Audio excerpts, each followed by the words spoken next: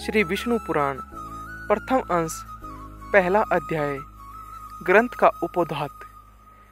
श्री सूत जी बोले, मैत्रेय जी ने नित्य कर्मों से निवृत्त हुए मुनिवर पराशर जी को प्रणाम कर एवं उनके चरण छूकर पूछा, हे गुरुदेव, मैंने आप ही से संपूर्ण वेदांग और सकल धर्म शास्त्रों का क्रमशः अध्ययन किया है।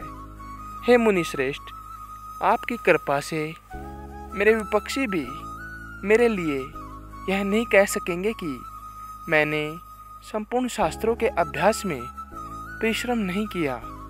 हे धर्मज्ञ, हे महाभाग, अब मैं आपके मुखारविंद से यह सुनना चाहता हूँ कि यह जगत किस प्रकार उत्पन्न हुआ और आगे भी दूसरे कल्प के आरंभ में कैसे होगा, तथा हे ब्राह्मण, इस संसार का उपादान कारण क्या है, यह संपूर्ण चराचर किससे उत्पन्न हुआ है, यह पहले किस में लीन था और आगे किस में लीन हो जाएगा।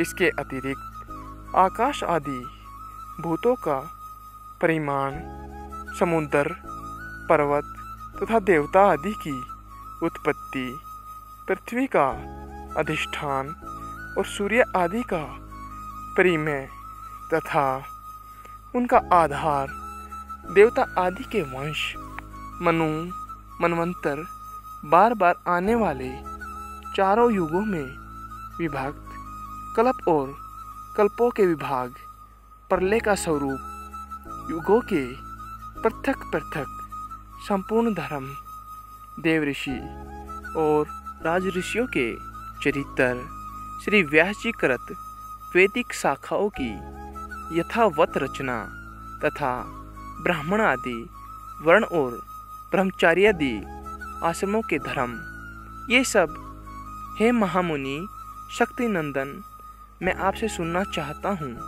हे ब्राह्मण, आप मेरे प्रति अपना चित्त प्रसादनोमुख कीजिए, जिससे हे महामुने मैं आपकी कृपा से यह सब जान सकूं।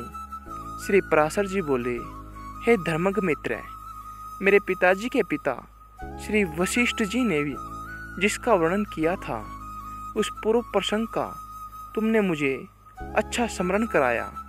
इसके लिए तुम धन्यवाद के पात्र हो। हे मित्र, जब मैंने सुना कि पिताजी को विश्वामित्र की प्रेरणा से राक्षस ने खा लिया है, तो मुझे बड़ा भारी क्रोध आया।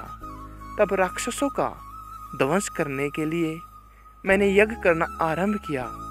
उस यज्ञ में सैकड़ों राक्षस जलकर भस्म हो गए। इस प्रकार उन राक्षसों को सर्वथा नष्ट होते देख मेरे महाभाग पितामह वशिष्ठ जी मुझसे बोले, ए वत्स, अत्यंत क्रोध करना ठीक नहीं, अब इसे शांत करो। राक्षसों का कुछ भी अपराध नहीं है। तुम्हारे पिता के लिए तो ऐसा ही होना था। क्रोध तो मूर्खों को ही हुआ करता है, विचारवानों को भला कैसे हो सकता है। वत्स, भला कौन किसको मारता है? पुरुष स्वयं ही अपने किए का फल भोगता है। हे प्रियवर, यह क्रोध तो मनुष्य के अत्यंत कष्ट से संचित यश और तप का भी प्रबल नाशक है। हे तात, इस लोक और परलोक दोनों को बिगाड़ने वाले इस क्रोध का मैं ऋषिगण सर्वदा त्याग करते हैं, इसलिए तू इसके वशीभूत मत हो। अब इन बेचारे निरपराध राक्षसों को दग्ध करने से कोई लाभ नहीं। अपने इस यज्ञ को समाप्त करो। साधुओं का धन तो सदा क्षमा ही है। महात्मा दादाजी के इस प्रकार समझाने पर उनकी बातों के गौरव का विचार करके मैंने वह यज्ञ समाप्त कर दिया। इससे मुनि श्रेष्ठ भगवान वशिष्ठ जी बहुत प्रसन्न हुए। उसी समय ब्रह्मा जी के पुत्र पुलस्त्य जी वहाँ आए। हे मित्र, पितामह वशिष्ठ जी ने उन्हें अर्घ्य दिया। तब वे महर्षि पुलह के ज्येष्ठ भ्राता महाभाग पुलस्त्य जी आसन ग्रहण करके मुझसे बोले, तुमने चित्त में बड़ा वैर भाव रहने पर भी अपने बड़े बूढ़े वशिष्ठ जी के कहने से क्षमा स्वीकार की है, इसलिए तुम संपूर्ण शास्त्रों के ज्ञाता होंगे। हे महाभाग, अत्यंत क्रोधित होने पर भी तुमने मेरी संतान का सर्वथा मूलोच्छेद नहीं किया। अतः मैं तुम्हें एक और उत्तम वर देता हूँ। हे वत्स, तुम पुराण संहिता के वक्ता होंगे और देवताओं के यथार्थ स्वरूप को जानोगे तथा मेरे प्रसाद से तुम्हारी निर्मल बुद्धि प्रवृत्ति और निर्वृत्ति भोग और मोक्ष के उत्पन्न करने वाले कर्मों में निसंदेह हो जाएगी।